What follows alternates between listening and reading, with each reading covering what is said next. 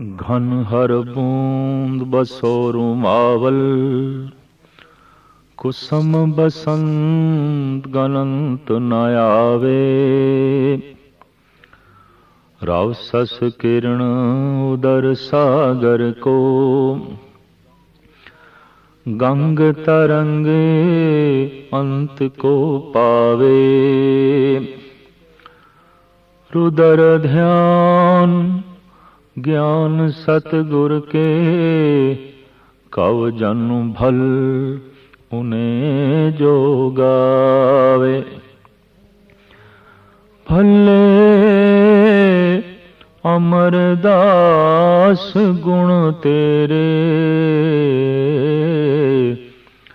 तेरी उपमा तोहे बन आवे। भले अमरदास गुण तेरे, तेरी उपमा तोहे बन आवे।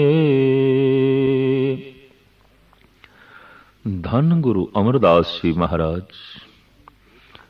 ऐसी बृद्ध मूर्ति ਹਨ जिन्हां दे जीवन दी छाप जगत ਨੂੰ ਇਹ ਉਪਦੇਸ਼ ਦਿੰਦੀ ਹੈ कि उम्र के किसी भी हिस्से मनुख नूं निराश नहीं होना चाहिए। चाहे शरीर बुढ़ा भी हो गया, बिरध भी हो गया, पर मनुख के अंदर अगर उत्साह है, उमंग है, आशा है, तो बहुत वड्डे वड्डे कम उस अवस्था विच भी हो सकते ने जबकि अक्सर बुढ़ेपे च लोकी निराशा के खड़ विच जा गिरदे ने। धन गुरु अमरदास जी महाराज का जन्म पिंड बासरके, जिला अमृतसर, माता लक्ष्मी जी की कुखों पिता तेजभान के घर विच होया। आप जी का जन्म विसाख सुदी 14 1526 विच होया। आप जी की संतान मोहरी जी, मोहन जी ते 2 पुत्रियां दानी जी, भानी जी। ये आप जी का गृहस्थी जीवन सी।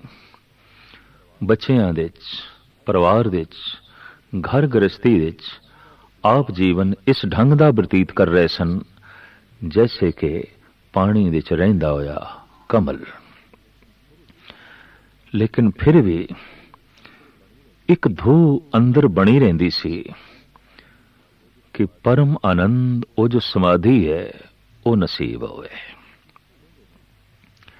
कहंदे ने आपने इसी इच्छा नूं मुख रख के थां थां ते तीर्थां दा भी रटन कीता और अक्सर गाहे बगाहे हरिद्वार भी जांदे सन। एक दिन गंगा दे इशनान करके ठंड दे दिन सन, रेत दे बैठे चरना नूं पसार के, पैर पसार के, एक पांदा जो इल्मे निजूम दे माहिर सी, ज्योतिषी सी, लंघिया। उदी निगाह पसरे हुए चरना ते पै गई और उसने मत्था टेकिया। धन गुरु अमरदास जी महाराज ने रोकया, आखिया ब्राह्मण देवता मैं ते खत्री हाँ, तू ब्राह्मण है, कुल करके जात करके तो उच्चा है, मैनू क्यों मत्था टेके है।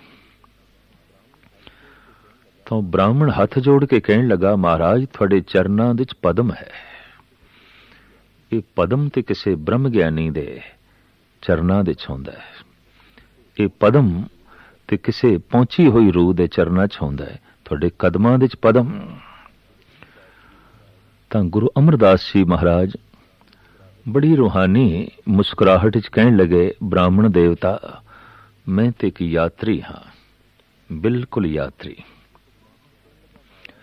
वो ब्राह्मण कहने लगा, महाराज ये बीज अजे अंकुरित नहीं होएगा, होया ये होने वाला है, और जदों ये बीज अंकुरित होवे मैनू भुलना नहीं, मैं थोड़े चरना चाहांगा, मैं थोड़े दर्शन करने लई फिर आवांगा। रब दी नेत गुरु अंगद देव जी महाराज दी पुत्री बीबी अमरो ਆਪ ਦੇ ਭਤੀਜੇ ਨੂੰ ਵਿਆਹੀ ਗਈ। ਇਸ ਤਰੀਕੇ ਨਾਲ ਗੁਰੂ ਅੰਗਦ ਦੇਵ ਜੀ ਮਹਾਰਾਜ ਦੀ ਬੱਚੀ ਆਪ ਜੀ ਦੀ ਨੂੰਹ ਬਣੀ। ਇੱਕ ਦਿਨ ਬੀਬੀ ਅਮਰੋ ਸਾਹਿਬ ਸ੍ਰੀ ਗੁਰੂ ਨਾਨਕ ਦੇਵ ਜੀ ਮਹਾਰਾਜ ਦੀ ਬਾਣੀ ਚਾਟੀ ਨੂੰ ਰਿੜਕਦੇ ਹੋਇਆਂ ਅਲਾਪ ਰਹੀ ਸੀ, ਪੜ੍ਹ ਰਹੀ ਸੀ, ਬੜੇ ਮਧੁਰ ਢੰਗ ਦੇ ਚ, ਬੜੇ ਮਧੁਰ ਵੇਗ ਦੇ ਚ। ਬਿਰਧ ਬਾਬਾ ਗੁਰੂ ਅਮਰਦਾਸ ਜੀ ਮਹਾਰਾਜ ਨੇ ਪੁੱਛ ਲਿਆ, ਬੇਟਾ ਇਹ ਕਿਸ ਦੇ ਬਚਨ ਪੜ੍ਹ ਰਹੀ ਹੈ, ਇਹ ਕਿਸ ਦੀ ਬਾਣੀ ਪੜ੍ਹ ਰਹੀ ਹੈ? ਬਹੁਤ ਖਿੱਚ ਪਾਈ ਹੈ ਇਸਨੇ ਮੈਨੂੰ।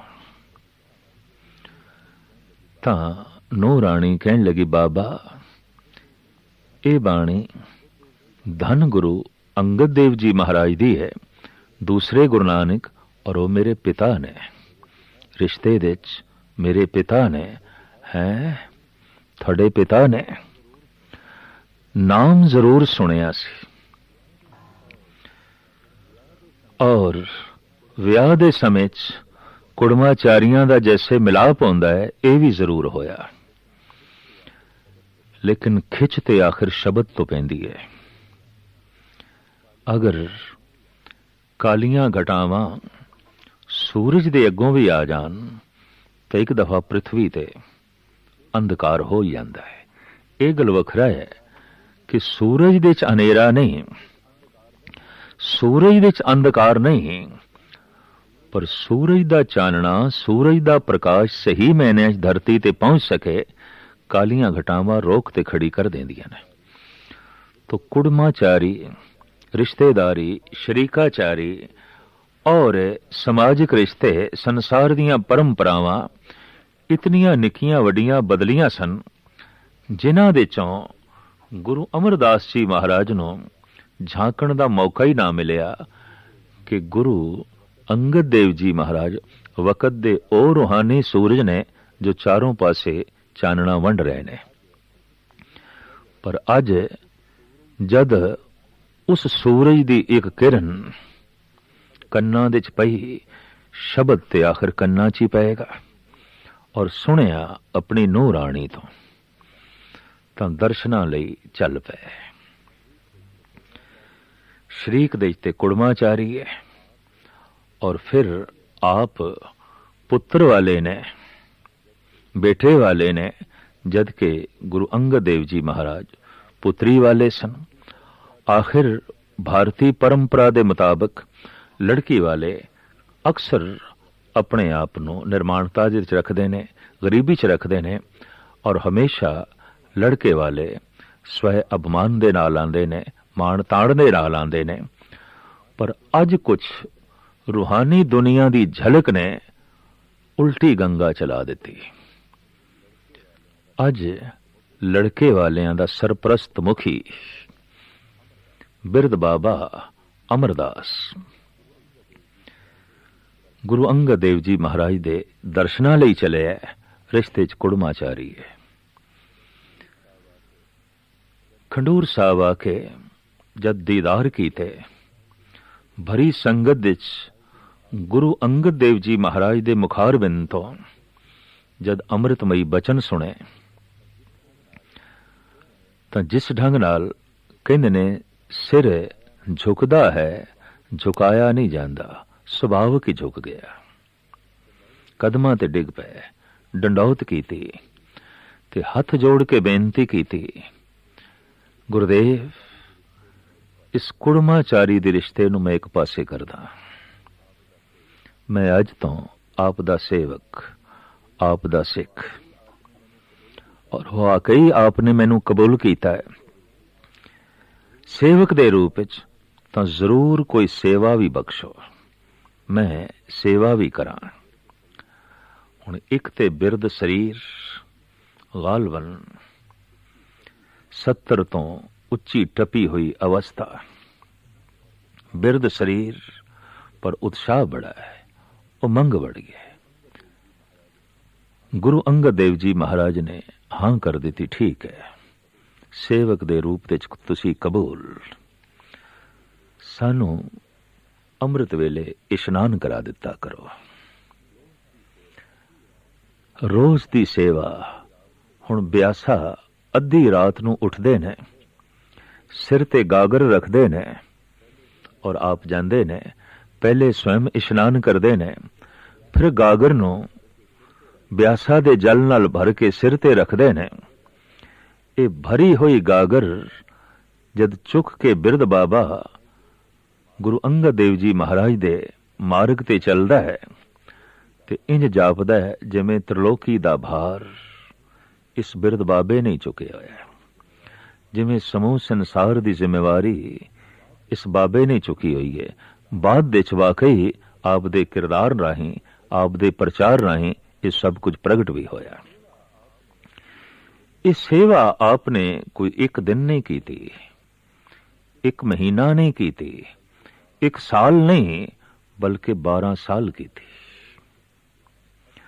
रोज अद्धी रात नूं उठना है, ब्यासा ते पहुंचना है, अमृत वेले होंदे होंदे तक जल भर के लेना है और गालबन 3 कोदा पैंडा है, 6 किलोमीटर का ये रस्ता है जो आप रोज तय कर देने जाना ते आना।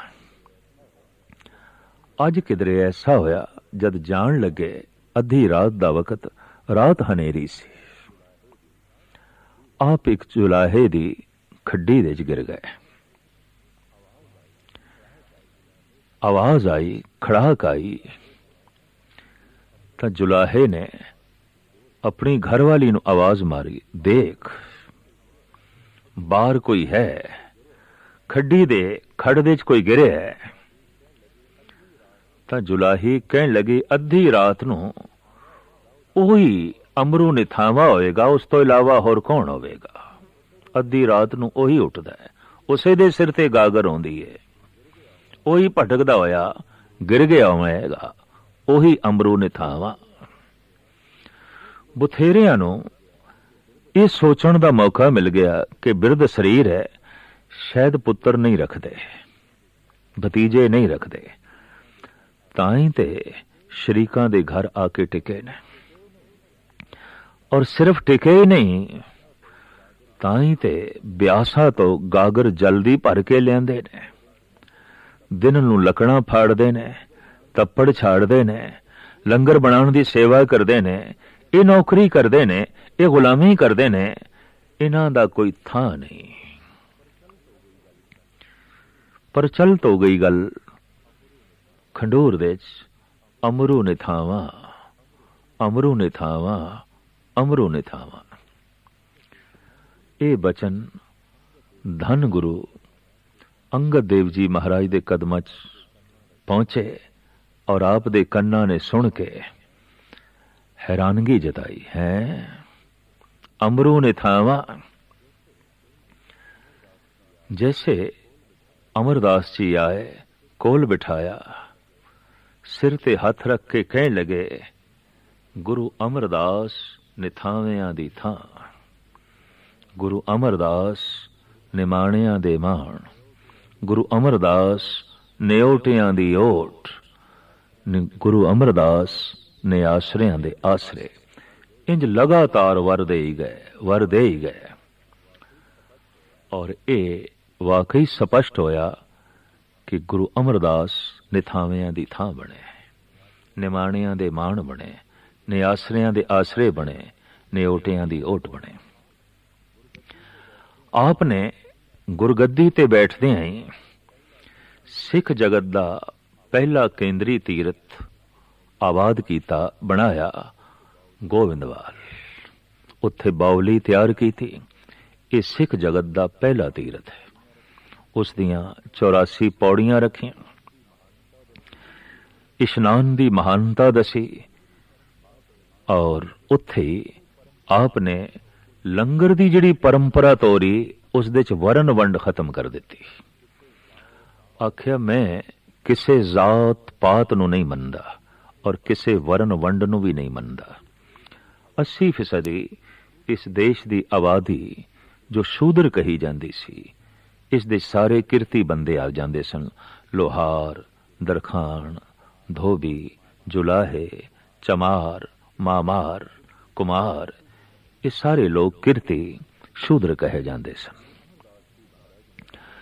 ਗੁਰੂ ਅਮਰਦਾਸ ਜੀ ਮਹਾਰਾਜ ਨੇ ਆਪਣੇ ਬੂਹੇ ਇਹਨਾਂ ਸਾਰਿਆਂ ਲਈ ਖੋਲ ਦਿੱਤੇ।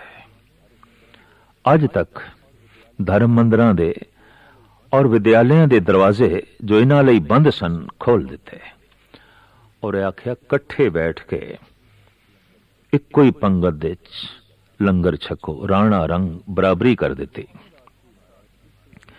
ਗੁਰੂ ਅਮਰਦਾਸ ਜੀ ਮਹਾਰਾਜ ਇਸ ਤਰੀਕੇ ਦੇ ਨਾਲ ਗੁਰੂ ਨਾਨਕ ਦੇ ਕਲਾਮ ਦਾ, ਗੁਰੂ ਨਾਨਕ ਦੀ ਜੋਤ ਦਾ ਅਗਾਂਹ ਪ੍ਰਸਾਰ ਕਰ ਰਹੇ ਨੇ। ਕਹਿੰਦੇ ਨੇ ਦਰਸ਼ਨਾਂ ਦੀ ਲੋਹ ਅਕਬਰ ਦੇ ਅੰਦਰ ਵੀ ਪੈਦਾ ਹੋਈ। ਉਸ ਜ਼ਮਾਨੇ ਦਾ ਮੁਗਲ ਸਮਰਾਟ, ਮੁਗਲ ਆਜ਼ਮ ਅਕਬਰ, ਜੋ ਅਕਸਰ ਮਨ ਦੇ ਸਾਧੂ ਫਕੀਰਾਂ ਦੀ ਸੰਗਤ ਦੀ ਤਲਬ ਰੱਖਦਾ ਸੀ, ਇੱਛਾ ਵੀ ਰੱਖਦਾ ਸੀ, ਔਰ ਇਹ ਇੱਛਾ ਕਿਸੇ ਘਾਟ ਦੇ ਕਾਰਨ ਕਰਕੇ ਪੈਦਾ ਹੋਈ। ਘਾਟ ਇਹ ਸੀ, ਅਧਕੜ ਜਿਹੀ ਉਮਰ ਹੋ ਗਈ, ਘਰ ਦੇ ਸੰਤਾਨ ਨਹੀਂ ਸੀ। ਤਾਂ ਕਿਸੇ ਨੇ ਕਿਹਾ ਤੀਸਰੇ ਗੁਰੂ ਨਾਨਕ ਗੁਰੂ ਅਮਰਦਾਸ ਜੀ ਮਹਾਰਾਜ ਦੇ ਦਰ ਤੋਂ ਇਹ ਵਰ ਪ੍ਰਾਪਤ ਕਰੋ। ਗੁਰੂ ਅਮਰਦਾਸ ਜੀ ਮਹਾਰਾਜ ਨੇ ਸਿੱਖ ਸੰਗਤ ਨੂੰ ਹੁਕਮ ਕੀਤਾ ਹੋਇਆ ਸੀ, ਪਹਿਲੇ ਪੰਗਤ ਪਾਛੇ ਸੰਗਤ। ਜੋ ਪੰਗਤ ਵਿੱਚ ਬੈਠ ਕੇ ਪਹਿਲੇ ਲੰਗਰ ਪ੍ਰਸ਼ਾਦ ਛਕਣ ਨੂੰ ਤਿਆਰ ਨਹੀਂ, ਉਹਨੂੰ ਸੰਗਤ ਵਿੱਚ ਬੈਠ ਕੇ ਰੂਹਾਨੀ ਪ੍ਰਸ਼ਾਦ ਨਹੀਂ ਮਿਲੇਗਾ। ਇਹ ਆਪ ਨੇ ਇਸ ਵਾਸਤੇ ਕੀਤਾ ਕਿ ਵਰਨ ਵੰਡ ਤੇ ਜ਼ਾਤ ਪਾਤ ਦੀ ਪ੍ਰਥਾ ਨੂੰ ਖਤਮ ਕਰਨਾ ਸੀ। ਪਰ ਅੱਜ ਪਹੁੰਚ ਗਿਆ ਮੁਗਲੇ ਆਜ਼ਮ ਅਕਬਰ, ਤੇ ਜਦ ਚੌਬਦਾਰ ਭਜਿਆ ਹੋਇਆ ਗਿਆ ਤੇ ਹੱਥ ਜੋੜ ਕੇ ਬੇਨਤੀ ਕਰਨ ਲੱਗਾ ਧੰਨ ਗੁਰੂ ਅਮਰਦਾਸ ਜੀ ਮਹਾਰਾਜ ਨੂੰ, ਮੁਗਲੇ ਆਜ਼ਮ ਅਕਬਰ ਆਇਆ ਹੈ। ਤੇ ਸਤਿਗੁਰਾਂ ਦੇ ਮੁਖਾਰਬਿੰਦ ਤੋਂ ਉਹੀ ਬਚਨ ਨਿਕਲੇ, ਪਹਿਲੇ ਪੰਗਤ ਪਾਛੇ ਸੰਗਤ, ਪਹਿਲੇ ਪੰਗਤ ਪਾਛੇ ਸੰਗਤ। ਚੌਬਦਾਰ ਇਸ਼ਾਰਾ ਸਮਝ ਗਿਆ।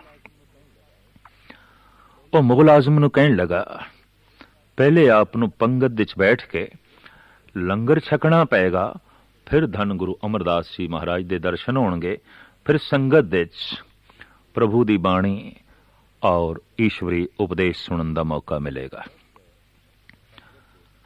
ਬੈਠ ਗਏ ਪੰਗਤ ਵਿੱਚ ਅਕਬਰ, ਪਰ ਲੰਗਰ ਦਾ ਜੋ ਅੱਜ ਪ੍ਰਸ਼ਾਦ ਛਕਿਆ, ਇਸ ਪ੍ਰਸ਼ਾਦ ਦੇ ਚੋਂ ਵੀ ਰੂਹਾਨੀ ਸੁਗੰਧ ਦੀ ਪ੍ਰਾਪਤੀ ਹੋਈ। ਸਵਾਦ ਨੂੰ ਲੈ ਕੇ ਬਿਸਮਾਦ ਹੋਇਆ ਅਕਬਰ। ਆਨੰਦ ਵਿੱਚ ਐਸਾ ਸਵਾਦ, ਦਾਲ ਵਿੱਚ ਐਸਾ ਸਵਾਦ। ਹੈਰਾਨ ਹੋ ਕੇ ਸੇਵਾਦਾਰਾਂ ਤੋਂ ਪੁੱਛਦਾ ਹੈ, ਤਾਂ ਸੇਵਾਦਾਰ ਕਹਿੰਦੇ ਨੇ, ਬਾਦਸ਼ਾਹ ਸਲਾਮਤ, ਰੱਬੀ ਪ੍ਰਸ਼ਾਦ, ਰੱਬੀ ਰਹਿਮਤ, ਰੱਬੀ ਚਿੰਤਨ ਇਸ ਭੋਜਨ ਨਾਲ ਜੁੜਿਆ ਹੋਇਆ ਹੈ। ਇਸ ਵਾਸਤੇ ਪ੍ਰਸ਼ਾਦ ਹੈ, ਬਖਸ਼ਿਸ਼ ਹੈ, ਰਹਿਮਤ ਹੈ। ਇਹ ਸਵਾਦ ਪ੍ਰਭੂ ਦਾ ਹੈ, ਅਕਾਲ ਪੁਰਖ ਦਾ ਹੈ, ਈਸ਼ਵਰ ਦਾ ਹੈ।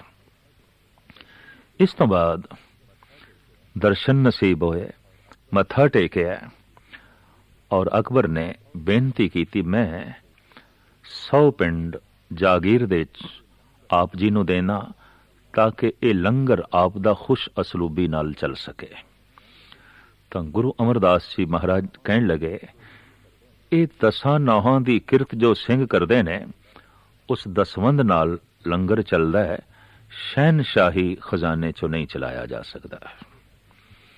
ਅਸੀਂ ਇਹ ਮਰਿਆਦਾ ਬਣਾਈ ਹੈ ਕਿ ਹਕੂਮਤ ਦੇ ਖਜ਼ਾਨੇ ਤੋਂ ਲੰਗਰ ਨਹੀਂ ਚਲੇਗਾ। ਇਹ ਲੰਗਰ ਚਲੇਗਾ ਕਿਰਤੀ ਲੋਕਾਂ ਦੀ ਕਿਰਤ ਦਾ ਜੋ ਦਸਵਾਂ ਹਿੱਸਾ ਹੈ, ਉਸ ਤੋਂ ਚਲੇਗਾ, ਤਾਂ ਕਿ ਲੰਗਰ ਦਾ ਸਵਾਦ ਬਣਿਆ ਰਹੇ, ਰਸ ਬਣਿਆ ਰਹੇ। ਆਪਨੇ ਸਖਤੀ ਨਾਲ ਦਸਵੰਧ ਦੀ ਮਰਿਆਦਾ ਨੂੰ ਵੀ ਲਾਗਤ ਕੀਤਾ। ਵੀ ਉਹੀ ਸਿੱਖ ਹੈ ਜੋ ਆਪਣੀ ਕਿਰਤ ਦਾ 10ਵਾਂ ਹਿੱਸਾ ਦਾਨ ਦੇ ਰੂਪ ਵਿੱਚ ਅਰਪਣ ਕਰਦਾ ਹੈ ਗੁਰੂ ਨੂੰ ਜਾਂ ਲੋੜਵੰਦਾਂ ਨੂੰ। ਗੁਰੂ ਗੋਬਿੰਦ ਸਿੰਘ ਜੀ ਮਹਾਰਾਜ ਨੇ ਤੇ ਐਸਾ ਲਿਖਿਆ ਹੈ ਕਿ ਜੋ ਬਾਬੇ ਕੇ ਦਾਮ ਨ ਦੇ ਹੈ ਤਿਨ ਤੇ ਗਹਿ ਬਾਬਰ ਕੇ ਲੈ ਹੈ। ਜੋ ਰੱਬ ਦੇ ਨਾਂ ਦਾ 10ਵਾਂ ਹਿੱਸਾ ਨਹੀਂ ਕੱਢਦਾ, ਕੋਈ ਨਾ ਕੋਈ ਐਸਾ ਦੂਤ ਆਉਂਦਾ ਹੈ, ਉਹਦੇ ਨਾਲ ਉਸਦਾ ਸਭ ਕੁਝ ਹੀ ਚਲਾ ਜਾਂਦਾ ਹੈ। ਇਹ ਬੰਦੇ 9 ਹਿੱਸੇ ਤੂੰ ਰੱਖ ਲੈ, 10ਵਾਂ ਗੁਰੂ ਦਾ ਹੈ, ਧਰਮ ਦਾ ਹੈ, ਈਸ਼ਵਰ ਦਾ ਹੈ। ਉਂਝ ਵੀ ਇੱਕ ਸਾਰ ਕਿਤਾਵਲੀ ਦਾ ਕਰਤਾ ਕਹਿੰਦਾ ਹੈ, ਧਨ ਕੇ ਭਾਗੀ 4 ਹੈ, ਧਰਮ ਚੋਰ ਨਿਰਪ ਆਗ। अगर धर्म का हिस्सा नहीं दिता गया तो चोर ले जाएगा, अगन भेंट हो जाएगा या राजगर्दी दे जेर असर हो जाएगा। खैर, गुरु अमरदास जी महाराज ने इस ढंग की लंगर की अगम्मी परंपरा तोरी। चारों पासे आप दा जय जयकार होया। धन गुरु अंगद देव जी महाराज दे साहिबजादे दातो जी, दासू जी कहते ने ये जस वो नहीं सहार सके। जैसे वक्ती तौर ते बाबा श्री चंद ते लक्ष्मी दास नूं रोस होया सी कि साडे पिता दी गद्दी लैणा जी लै गए, इस तरह गुरु अमरदास जी महाराज दे गद्दी विराजमान होण ते दातू जी नूं ते दासू जी नूं भी बड़ा रोस चढ़िया। अज शरीकां दे भड़काए हुए और शरीकां ने कन्न भरे। देखो, जात पात की परंपरा ही तोड़ दी गुरु अमरदास जी ने, वर्ण वंड की परंपरा ही तोड़ दी। और ये सिर्फ दातू ही नहीं, मरवाहा इत्थे अकबर के दरबार विच फरियाद भी लेके चला गया सी कि भारत की जो पुरानी संस्कृति है, खत्री ब्राह्मण शूद्र वैस, ये 4 वर्णा की मनोत ये गुरु अमरदास ने तोड़ दी। और साहिब गुरु अमरदास जी महाराज का उपदेश भी, जात का गर्भ न कर मूरख गवारा, इस गर्भ ते उपजे बहुत बेकारा। गवार है वो जो जात अभिमानी है, वर्ण अभिमानी है। आप दा उपदेश कि जन्म तो कोई ब्राह्मण नहीं, जन्म तो कोई शूद्र नहीं, जीवन तो शूद्र होवेगा, जीवन तो ब्राह्मण होवेगा। दातू जी ने एकदम संगत दे चाके सतगुरुदेव जी महाराज सिंघासन ते बैठे सन, सीने दे खिंच के लत मारी। बिरद शरीर 84 साल दा सिंघासन तो थले गिरे।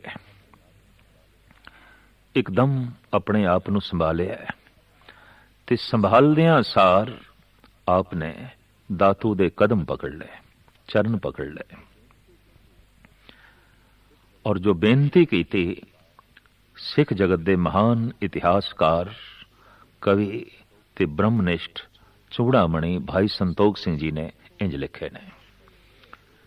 एक तो सेवा करत रहे हूं, द्वितीय बैते बिरद भय हूं, या ते अधिक शरीर कठोरा, तुमरे चरण मृदर न थोरा। ऐ दातू जी, एक ते मेरी उम्र वडेरी है, 84 साल दा हो गया, जिस करके मेरियां हड्डियां सख्त हो गई, चमड़ी सख्त हो गई, मांस सख्त हो गए। उम्र दे वड्डे होण नाल शरीर कठोर हो गया। ते दूसरा दातो जी, मैं अद्धी रात नूं उठ के ब्यासा तो जल भरण की सेवा करदा रहा 12 वरे। लकड़ फाड़ने, तप्पड़ झाड़ने और लंगर वंडना, इस तरह की करड़ी सेवा करके और वडेरी उम्र करके मेरा शरीर करड़ा हो गया, मेरियां हड्डियां करड़ियां हो गई ने। एक तो सेवा करत रहे हूं, द्वितीय बैते बिरद भय हूं, या ते अधिक शरीर कठोरा, तुमरे चरण मृदर न थोरा। तो मेरा शरीर बड़ा करड़ा हो गया, थोड़े चरण बड़े कोमल ने, तुसी मैनू खिंच के लत मारी है, किधरे थोड़े चरना नू मोच ते नहीं आई। इंज हथ जोड़ के खड़े ने। दातू दा अहंकार ते क्रोध पानी पानी हो गया और आखण लगा, यही निर्माणता, यही गरीबी, दरअसल इसे करके तुसी साडा घर लुट के ले गए, साडी गद्दी ले गए, साडी विरासत तुसी ले गए। पर यह बचन भी बड़ी खुशी नाल गुरु अमरदास जी महाराज हथ जोड़ के सुनते रहे। जिथे आपने वरण वंड जात की प्रथा नूं खत्म किया, उत्थे एक तीसरी लानत छा गई सी, देश दे पढ़दे दी इस्त्री नूं लंबा घुंड कढ़ाना या बुरके दे च रखना। कुछ इस्लामी तहजीब का असर ते कुछ मनुख की प्रबल वासना करके इस्त्री जगत का अपना एक संकोच, लंबा घुंड और बुरका आलमे वजूद दे आया। गुरु अमरदास जी महाराज इसकी मुखालफत करते हैं और आपने हुक्म कर दिता कि संगत दे कोई भी बीबी पर्दा करके ना आवे, बुरके दे च ना आवे, कुंड कट के ना आवे। कहते हिमाचल प्रदेश के राजे दी, पहाड़ी राजियां दी एक राणी किधरे बहुत लंबा घुंड कट के पातशाह दे दर्शन करन लई आई, ते गुरु अमरदास जी महाराज ने कह दिता है कौन झल्ली आई है। झल्ली हो गई सी। और फिर जद शरीका ने, राजे ने बेनती की थी, महाराज ये झल्ली हो गई, ये तो ठीक नहीं होया, तो पातशाह कहने लगे कोई नहीं, घुंड एक पासे करके लंगर दे भांडे मांजे, ठीक हो जाएगी। और वाकई वो ठीक हो गई। उस तो बाद गुरु अमरदास जी महाराज दे दरबार दे कोई भी बीबी घुंड करके नहीं आउंदी सी, बुरके दे जो है नहीं आउंदी सी। गुरु ग्रंथ साहब जी महाराज की बाणी बुरके की मुखालफत कर दी है, पर्दे की मुखालफत कर दी है। रहो रहोरी बहुरिया घूंघट जिन काढ़े, अंत की बार लहे गे न आंडे। ऐ बहू ऐ बीवी घुंड क्यों कढ़ रही है? संगत विच बैठ घुंड नूं एक पासे करके। हाँ, अगर घुंड कढ़ना ही है, वाकई पर्दा करना ही है, तो घुंड ते ए होंदा है घूंघट तेरो तो ऊपर साचे, हर गुण गाए कुदे अर नाचे। घुंड ते होंदा है शर्मो हया दा, घुंड ते होंदा है मासूमियत दा, सच्चाई दा। अगर यही नहीं तो कपड़े दा घुंड, कपड़े दा बुरका इज्जत नहीं बचा सकेगा। शर्मो हया ते सच्चाई एक ऐसा पर्दा है कि मनुख लई वही लाभकारी होंदा है। धन गुरु अमरदास जी महाराज ने जिथे समाज का सुधार किया, धार्मिक जगत दे आए हुए पखंड नूं जो है एक पासे किया, और इस तरीके दे नाल सारी मानवता दे लई इक्को रस्ता, एक दा पुजारी, एक दा संदेश, एक दा उपदेश दिता। दिन रात आप जोत जगाई बैठे रहे। गोविंदवाल दे विच दूर दूर तो यात्री आंदे रहे, संगतां आंदियां रहियां, आप दे दर्शनां दा लाभ उठा के आप तो रूहानी लाभ प्राप्त कर दियां रहियां। भट्टा ने आप दी उपमा दे जो पावन पवित्र एक सवैया उचारण कीता है, वो ये है कि सूरज दियां किरणां जिवें नहीं गिणियां जा सकदियां, सागर दियां लहरां जिवें नहीं गिणियां जा सकदियां, बसंत रुत दे बसंती फुल जो खिड़दे ने वो जिवें नहीं गिणियां जा सकदियां, जिवें शिव जी दा लंबा गहरा ध्यान नहीं नापिया जा सकदा, इसे तरीके नाल हे गुरु अमरदास जी थोड़े गुण नहीं नापे जा सकते, थोड़ी महिमा नहीं नापी जा सकती। गन हर बूंद बसो रुमावल, कुसुम बसंत गनंत न आवे, रवसस किरण उदर सागर को, गंग तरंग अंत को पावे। रुदर ध्यान ज्ञान सतगुर के, कव जन भल उन्हें जो गावे। भल्ले अमरदास गुण तेरे, तेरी उपमा तोहे बनावे। भल्ले अमरदास गुण तेरे, तेरी उपमा तोहे बना।